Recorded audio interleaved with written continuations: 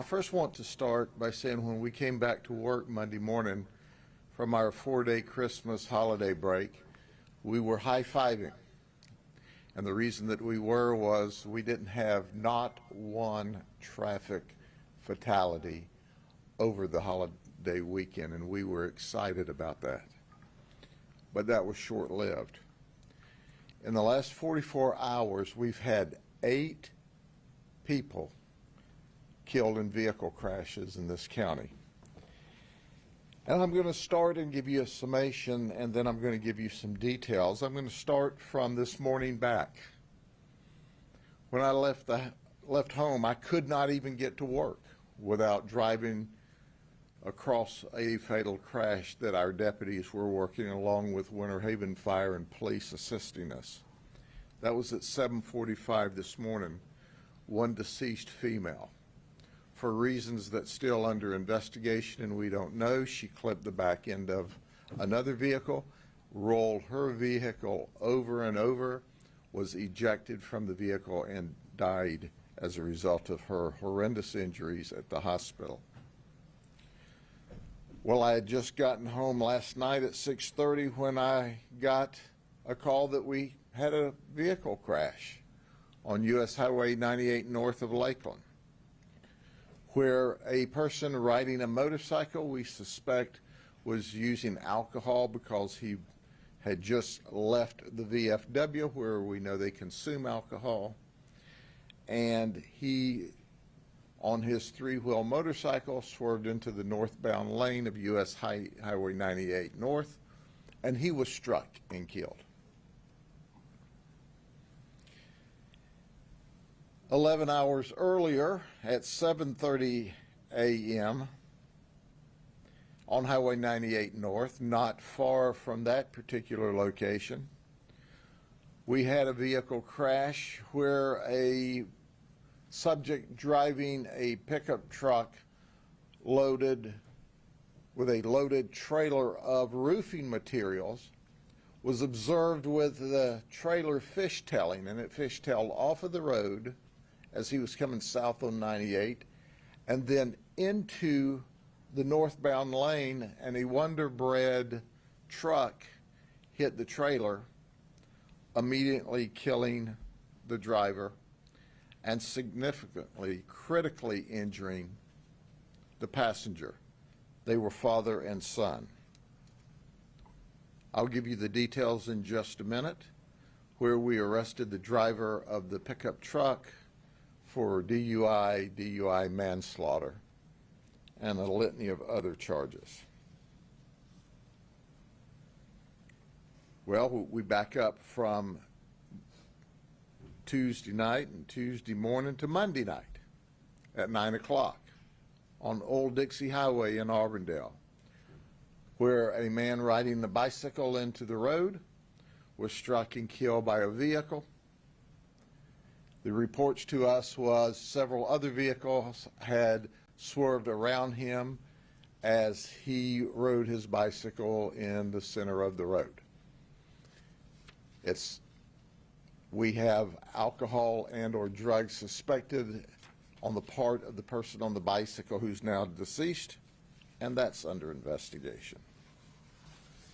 But it all began Monday at noon before our next fatality at 9 p.m. on Lake Hatchnahaw. We received 911 calls from the Poinciana area of a fight, and we will provide those 911 calls for you, where a caller was frantically saying there's a woman being beaten. He has dragged her back into the car. She's bleeding. You've got to stop him. I'm afraid he's going to kill her. And deputies are responding to the area with a description of a Mazda, a black Mazda. One of our deputies in the area sees the vehicle on Marigold, which runs at that location north and south out of Poinciana, The vehicle is southbound out of Point Siena. Our deputy gets behind the vehicle, lights it up in an attempt to stop it. Immediately upon us turning the lights on this vehicle, the suspect in the vehicle of the abduction, aggravated battery that they're telling us you got to stop this guy, immediately moves into northbound traffic and is going head on into traffic. So the deputy wisely turns off his lights and disengages the pursuit. He continues to drive southbound behind the vehicle as it flees from the attempted traffic stop. But he does not engage the vehicle. He does not keep up with the vehicle. But he's going in that direction as we're now looking for our victim to see if she's in the community or in the suspect's vehicle. At that moment in time, there's still the possibility that he holds this abduction victim in the vehicle. So he didn't want to just stop. He was following. He was driving down the road as the suspect pulled out of sight, hoping to get more information about is someone in the vehicle or not. Is there an abduction victim in the vehicle with this suspect? We have video that we'll show you in just a moment that clearly shows that as the vehicle zoomed past a home on Hatchnahaw, which is several miles from where all this began on Marigold, that you will see the suspect vehicle drive by at an extreme rate of speed. Then you will see other cars in the traffic flow driving down the road. Then you will see the deputy driving down the road without his lights, probably 3/10 of a mile behind, maybe 4/10 of a mile behind. But here's our suspect, Raquim Villona, Villalona, Villona. He's 35 years of age. And we know that as he's fleeing at a great rate of speed, that he creates this crash that I'm about to describe to you on Lake Hatchnahaw Road.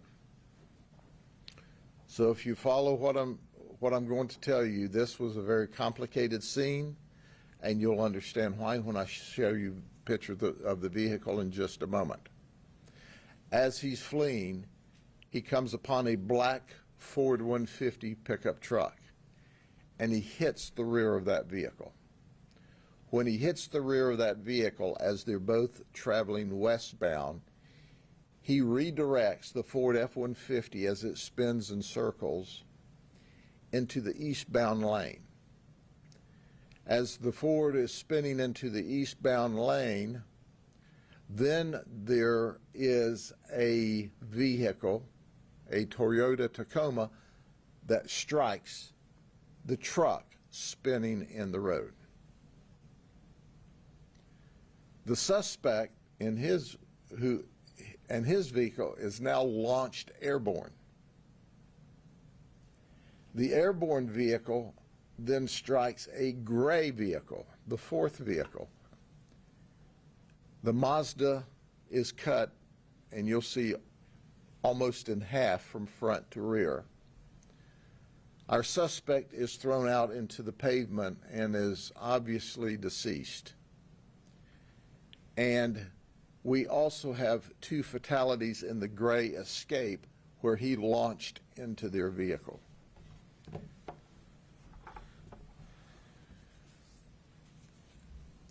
So here are the vehicles. This is our suspect vehicle, and you can see it's demolished. You can see it crashes into the Ford F-150, which is on the bottom here. This guy's killed. Just by the grace of God, there's 4 people in this Ford F-150 pickup truck, to include a 3-year-old baby, a 16-year-old girl, child, and 2 adults. None of them are injured at all. But as this vehicle spins around, and is redirected in the eastbound lane, that's when the Toyota Tacoma is hit. There's one deceased in the Toyota Tacoma, and there's one injured. This vehicle, as a result of the energy, is catapulted into the air and lands into this vehicle, actually into the top of the vehicle, and tears that vehicle into shreds, as you can see. There's 2 deceased as a result of that out of that vehicle, and there's 2 that received significant injuries that were in this vehicle. It was total carnage. It's among the worst traffic fatalities we've seen in this county. It's important to point out that I had my traffic homicide team there, virtually all of them, if not all of them. And I've got well in excess of 100 years of experience investigating traffic homicide. And it took us hours and hours and hours and hours, and there's still work to be done to try to figure out which cars caused which crash and how did it occur. Had Villalona survived that crash, he would have been charged with 3 counts of vehicular homicide, as well as abduction or kidnapping or aggravated battery on what we find out after the fact is his girlfriend. His girlfriend had to be taken to the hospital as a result of the initial, which created the initial 911 calls, to be stitched up. She had a significant cut from the fight, and she refused to cooperate. And when we went back to serve a search warrant at the house, she's gone. She fled, totally not cooperating at all. So this 911 call was generated to help her, to keep her safe from this very violent guy who ultimately killed 3 people and himself with his crazy, wild, out-of-control actions because he wanted to beat and injure his girlfriend, did not want to stop when the deputies tried to stop him. So I'll put that aside for just a second to show you a picture of Joshua Waters and the damage he created. Joshua Waters, at that time in the morning, early in the morning, our traffic homicide people obviously see that he's impaired. He's arrested, charged with DUI manslaughter, DUI serious bodily injury, DUI, and of course resisting us at the scene. This is a very bad guy. But he caused an innocent man to die, and the man that died was the truck driver for the Wonder Bread Company truck, and his 18-year-old son is in extremely, extremely, extremely critical condition, and we don't know if he's going to survive. All because he's drunk. He's driving an overloaded trailer of roofing materials recklessly to the point that he's fishtailing on the road and swings the trailer directly into the northbound lane of travel, where this man just driving, going to work, minding his business, and his son are killed and significantly injured. Folks, we're about to embark on New Year's later this week. And I've said this over and over and clearly and clearly, and the people who listen are safe. I would much rather see you locked up in the county jail than in the morgue. I can tell you that rage and a contempt for the rules of society caused that triple fatality. I can show you that the bicyclist that was killed, we highly suspect had drugs or alcohol or both in the system. We highly suspect the individual that was killed on 98 North on his tricycle motorcycle had been drinking. And we highly suspect that the man who killed the son, or killed the suspect who killed the man and son, was intoxicated. There's no reason for that. In this society, in this community today, where traffic is bumper to bumper, and it's even more bumper to bumper during the winter when our northern visitors are here, there's no room for people to get out of your way. 8 people are dead in the last 44 hours from vehicle crashes. That's got to stop. That's someone's mother, father, brother, sisters, cousins, friends. Which one of us want to leave work or our home today or go on vacation today and get killed in a car crash because somebody's so inconsiderate that they're drinking or driving or not wanting to be stopped or just continuing to drive crazy miles down the road? Listen to me clearly. They offer a tow and go program here over the New Year's weekend. Uber is cheap, a lot cheaper than the county jail and a DUI, a lot safer than the morgue where you can end up dead if you drink and drive. If you don't have a friend, a relative, you can't use tow and go, you can't find Uber, call the sheriff's office. We'll get you home rather than have you get out on the road and kill yourself or someone else. But once you get on that road and that deputy turns the lights on, the deal's off. We're still going to give you a ride, but at that point you're going to go to jail. But if you can't get us to get a ride any way else home before you get behind the wheel of that vehicle, call us. We can't stand to see one person die in a vehicle crash when there's 8 in 44 hours. I called my wife and said, just stay home, relax, work around the house, read a book till this wave is over. This is the craziest we've seen it in a long time. That doesn't count the guy I stopped yesterday on the way home from work. I'm not a traffic kind of guy, but I stopped him and he was issued a citation for running a red light. Oh, he didn't cut it close. He was way after the light turned red. Why did I not see a T-bone crash? There just happened to not be a car pushing the light from the other direction. This craziness has got to stop. This insensitivity to your friends or your neighbors out here on the road's got to stop. I don't want to see you killed or maimed.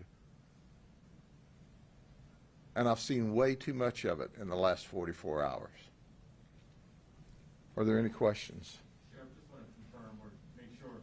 So Villalona's girlfriend was not with him and you all were searching for her? She was not with him. We found her at the time because she was at the hospital. She refused to cooperate, even though he had injured her bad enough she had to be stitched up. Can you spell his full name for us, please? They'll give it to you after the press conference. We'll get it for you. Will you sort of explain, I know there's an obvious difference, but can you explain the difference between like a car following and a car chasing? Yeah, you'll see on this video clip I'm about to show you, we were going in the same direction as he fled. But you'll see with this one clip and several witnesses, if we were pursuing him, we would be on him. We would be behind him in traffic. On top of him. with lights and sirens.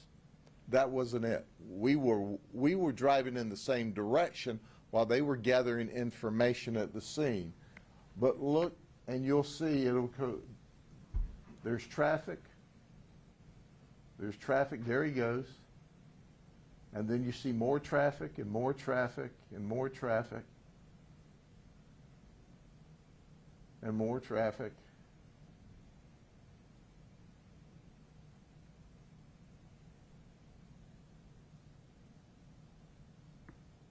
And there's our deputy. You see the difference? He's in the flow of traffic going in that direction, but he's not pursuing. Yeah, we'll redo that, and we'll give y'all a clip of it. But watch, there's road traffic. Road traffic, you see the excessive speed there? Road traffic, more road traffic. And they're all thinking, what's that crazy guy doing? More traffic. Is that a 2 or 4 lane road? 2 lane. East-west road, it's Lake Hatchnaha Road, and it's way out in the countryside, and there's the patrol car there. Okay? When you're referencing the incident regarding the Wonder Bread driver and Joshua Waters, and you're saying the son, is that Joshua Waters' son? No, it is the Wonder Bread driver's son, and we're not identifying them. Understood, thank you. Have you identified all the victims in this crash? Yes, ma'am. And we're not releasing the identity of them because had he survived, they would be victims of his vehicular homicide charges. Can you talk more about Lake Hatchinaw? We're hearing from viewers or people who live in that area that there's a lot of reckless driving that happens on that road. Do you know there's a lot of reckless driving that occurs on every road in this county, in this state, in this nation? And obviously, you and the community is hypersensitive to it. But if you talk to people out that live on Hatchnaha now, that live on Hatchnaha for a long time, that used to be way out in the country, a little 2-lane, quiet road. Well, they continue to build and continue to build, and all of a sudden these folks that used to see traffic occasionally are seeing traffic flow all day long. I mean, this is 12 o'clock. This is not drive time, but you see the traffic out there. Even that much traffic out there is a shock for people who've lived out there a long time because it's way out in the countryside. But it's on the south end of Poinciana. There's an explosion of new houses going on out there, and the traffic is very heavy. And what is your response when people who live there say it's not supervised enough? Yeah, when people say that, here's my response to that. We do traffic patrol out there. We stop people and write traffic citations all through that area.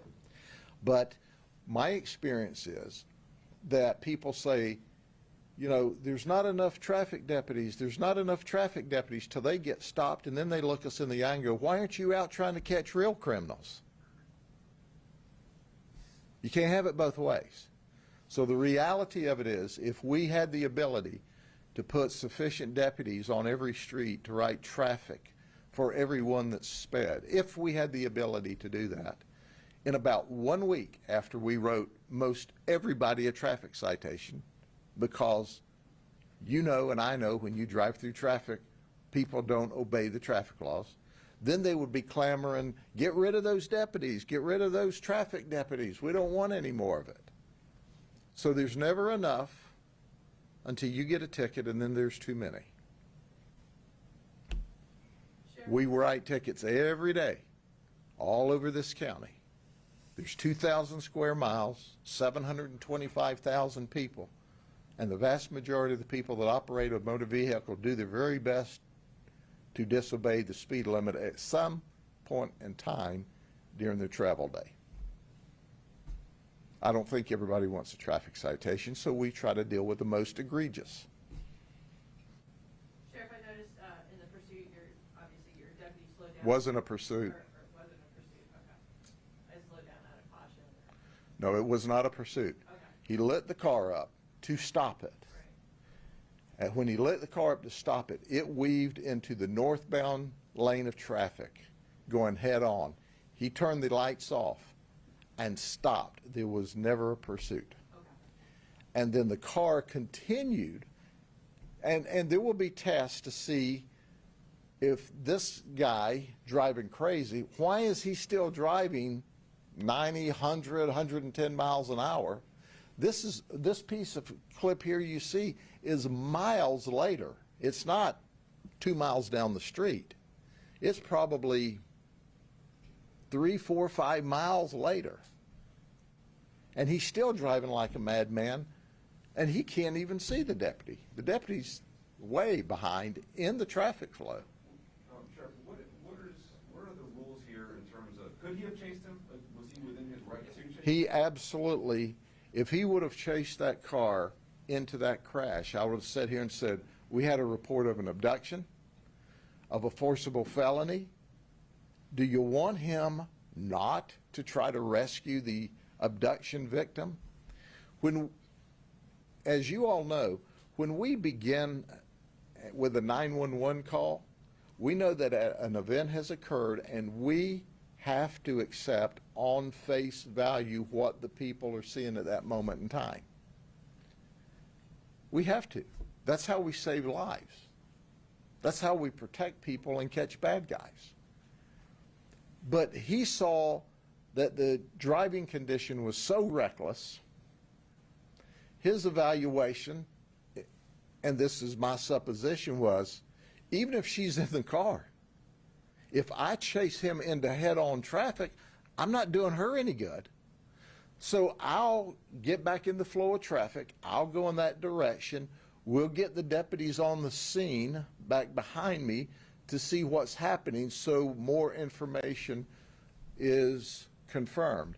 But had he, at that moment in time, with what we knew at that moment in time, had he engaged in a pursuit, it would have been a really tragic ending that he was directly involved in, but it would have been justifiable with what we knew at that moment. And that's what we have to look at. Hindsight's 20/20. It's all going to clear up when the dust settles and we get everybody corralled up. He just made a very wise decision not to pursue that car, even though legitimately and legally he could have, according to our policy. Sheriff, how long did Villalona drive from the moment you left? We will work the exact time out in order to get the exact speed, but we're talking miles. When you come out of Poinciana, if you've been out there or you go out there, you'll find it's probably about 3 or 4 miles out of Poinciana till you intersect Hatchnaha. Then from Hatchnaha to where the crash was probably 1.5 miles, 2 miles maybe. So we're talking 4 to 5 miles. And he's still driving like a madman. 6 miles. They're telling me in the back they tracked it at 6 miles. But that's why our traffic homicides got a lot of reconstruction to do.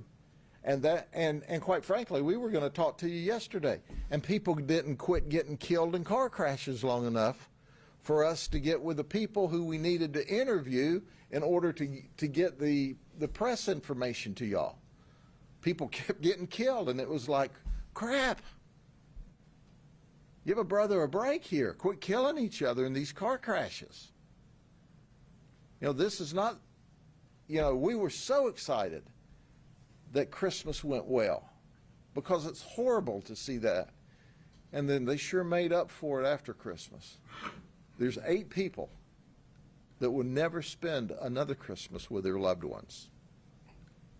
And alcohol and drugs and rage had a lot to do with all of them. Do you think the news of 8 fatalities in less than 2 days is enough to make Polk County reckless drivers change their habits? No, because those people are inconsiderate to drive like that anyway. The people, what we don't see and what we don't talk about is all the people who drive right. We don't talk about them.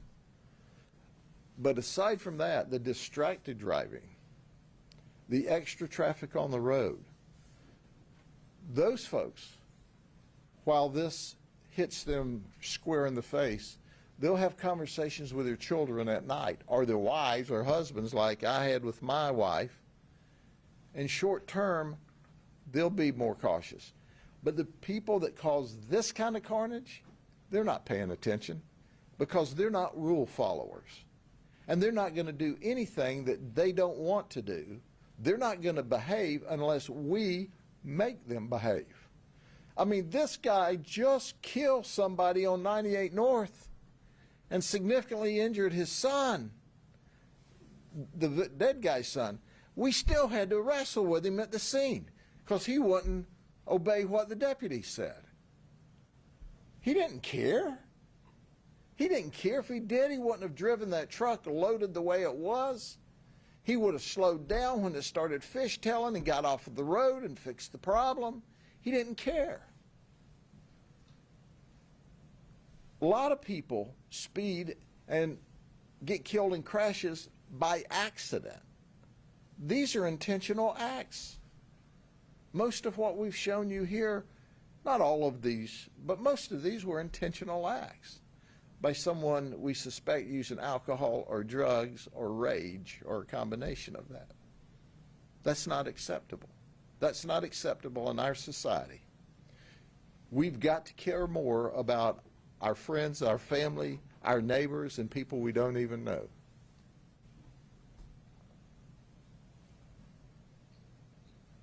Any other questions? I hope we're not going to any more today, but I'm suspicious. Be careful. Let's ring in the new year with safety and care and concern and love for our neighbors and our friends, and quit doing stupid stuff that causes people to die. Thank you very much.